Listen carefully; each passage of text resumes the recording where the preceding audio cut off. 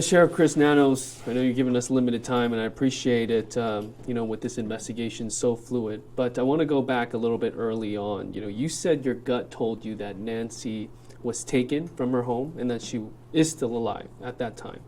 What does your gut tell you now about the entry to the home? And was there forced entry? Or did she know the person that took her? What do you think now? Okay, so I'm not going to get into the entry of the home or forced entry or any of that. What I'll tell you is I believe, just as I had initially, that Nancy was removed from that home against her will. She was kidnapped, and we still believe that. How do you piece together the 40 minutes inside that home, after the doorbell camera disconnected? I mean, really, no idea still? There's all kinds of thinking on that and theories. And to be honest, you don't want the sheriff's theories. Yeah. You want the investigators, because they're the ones who actually physically know the evidence, what they've collected, gathered, that crime scene. They were there. They're doing all the interviews. I have a team of young men and women who do this every day. I hear the pundits that, the crime scene should have been done, should have been held longer. Look, this team of mine has done this type of investigation, homicides, for example, for decades. They have one of the highest solvency clearance rates in the country. Sometimes they get that case that you think will never be solved done in a day. They're very good. They're very well trained. They know what they're doing. I don't go and tell them, okay, we've been here long enough, let's go home. They spent over 20 hours at that scene processing it.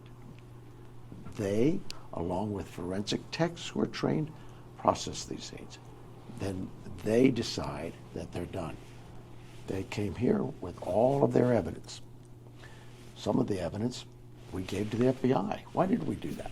Well, because we know the FBI is good with certain pieces of evidence, that they have the technological skills to deal with things like cameras and phones and different things. And we handed that to them. Ransom notes, gave them to the FBI. We use a lab that we've used again for decades for DNA. We submitted all of our biological evidence to that lab.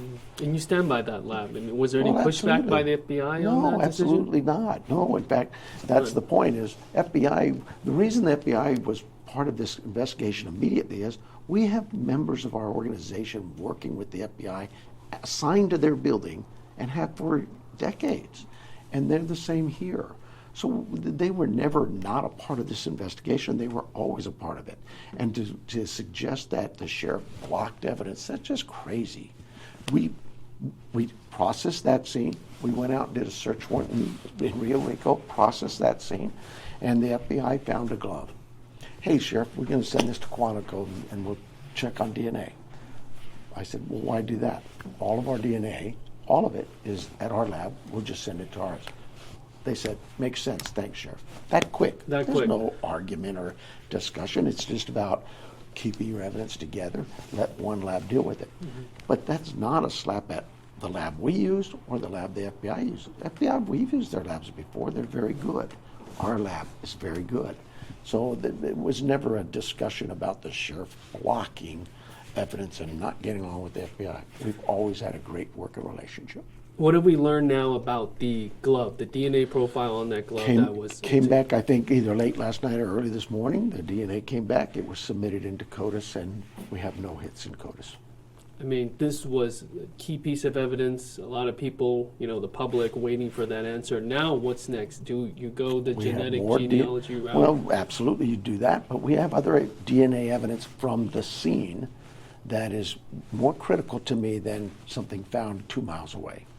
All of that, though, will still be submitted for further analysis. That's, okay. You take a fingerprint and you hope to match it right away. But that's not that easy. You have to have so many points of characteristics that match on that fingerprint. DNA is no different. You have to have the DNA, have to have so many hits of lodi to make a comparative match. All of those things, sometimes DNA is mixed. we have DNA from that scene that is a mixture of DNAs. So we have to separate, hope the lab can do that, and still preserve some of that evidence in case the defense wants to test it, should we make an arrest. All of those things are considered. It is truly a complex process in gathering that evidence, submitting it, analyzing it, and then resubmitting it. So yes, you're correct. The next step of DNA for those pieces would be to submit for genealogy. Okay, that's a big step there. What about the sample inside the home? What's the status of those results of testing? Thing. It's the same thing. I prioritize the home, that's our crime scene, well above anything found 2, 3, 4, 5 miles away. And we still have work to do there too. Okay. It seems, Sheriff, that the department is almost like drowning in data. You have investigators have received 40,000 to 50,000 tips, at times 5,000 an hour between you and the FBI. I mean, logistically, how does an agency decide, even with the FBI's help, effectively sift through that volume and make sure that the golden tip doesn't fall through the cracks? Well, you have, first of all, there are resources out there that will collect that data and sort through it for you and put it and prioritize it however you want it to be prioritized. Those programs exist, we know that, and we utilize them. But we take all of those leads and a level 1 lead might be higher priority than a level 4 lead. Example of a level 1 lead would be that video, the door camera video. It's a big lead. A level 4 lead might be, hey, I was asleep last night and I dreamed of aliens coming down to Earth. We're not gonna diminish that lead and say, oh, don't bother us with that stuff. Send it to us. Because if I say don't send me that one, what does that tell the community? I don't want to bother the department. I don't want to bother them with this. This isn't that big. No, send them in. We will sort through the 30, 40,000 leads. It's when you stop getting those leads and you've ran out of leads, that's when your case has gone cold. So you're saying bring it on, basically. Bring it on. We're prepared to deal with it. This goes with coming off your statement yesterday. It was a big statement, because as recently as this past weekend, and even in the press conference, that you've said that everyone is on the table, everyone's being questioned. Now you've officially cleared the family of Nancy Guthrie as suspects. You called them victims in this case.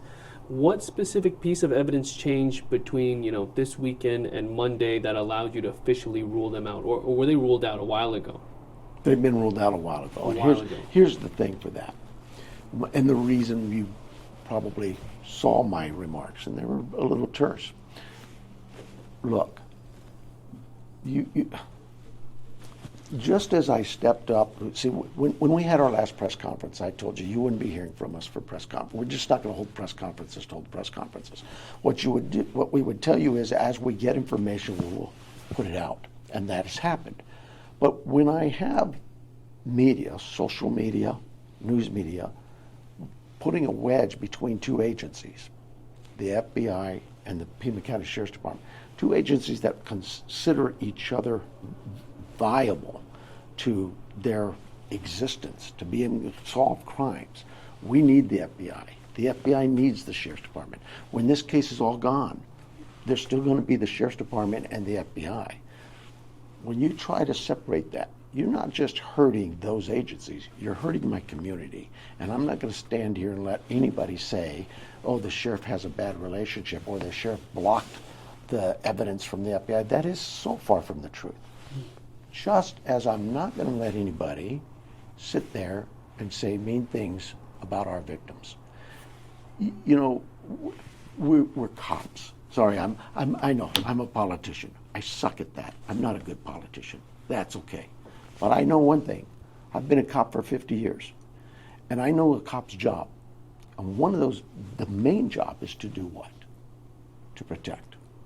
To protect those victims out there who have no voice, who expect somebody to stand up for them. When you say, look, this family is hurting. To say the things that have been said about them and even to speculate, I'm sorry, that's just wrong. We're human beings. We're supposed to be better than that. Staying on this topic, you called the suspicion toward the family cruel and wrong, going to your statement. Yes. But your department did conduct multiple searches. I know you're doing your job at Annie Guthrie's house, at Nancy Guthrie's house.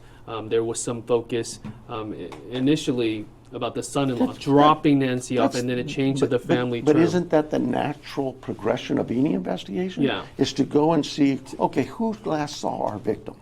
Who is it that talked to him? What do they know about him? And when did they last see him? And naturally, you're looking into that. I think Understood. the family knows that.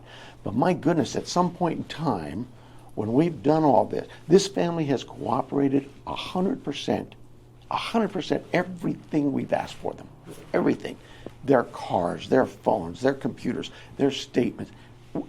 They are victims.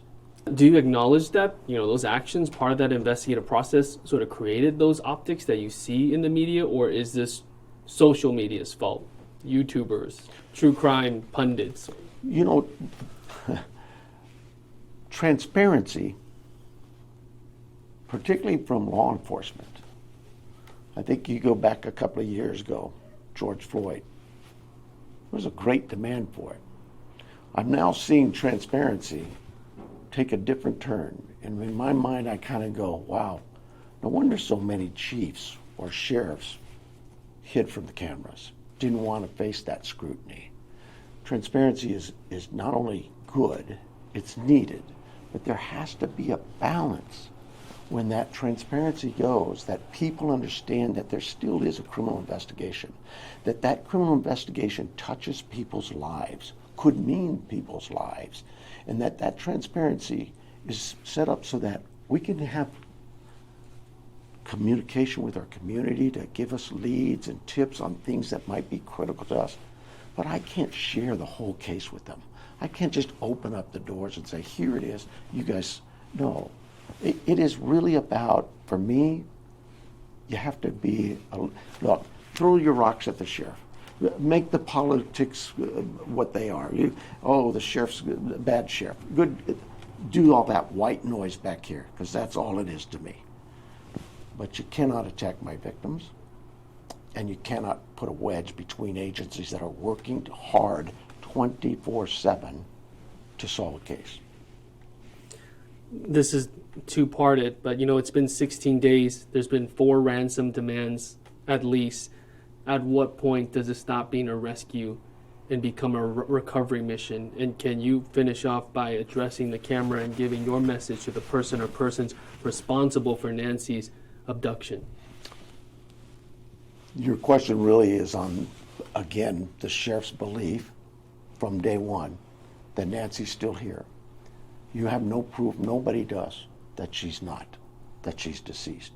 They ask me, do I have proof of life? I ask them, is there proof of death? I'm going to have that faith. And sometimes that faith, that hope, is all we have. My team, 400 people out there in the field today, woke up this morning and went out there with the hope and the belief that they're going to find Nancy and she's going to be okay. That family has that hope and belief. I'm not crushing that. We're going to continue working this case every minute of every day. And we will find her. And we will find you. The individual doing this, let her go. Just let her go. It will work out better for you in the long run. Trust me. Just let her go. Take her to a park. Take her to a hospital. Just let her go.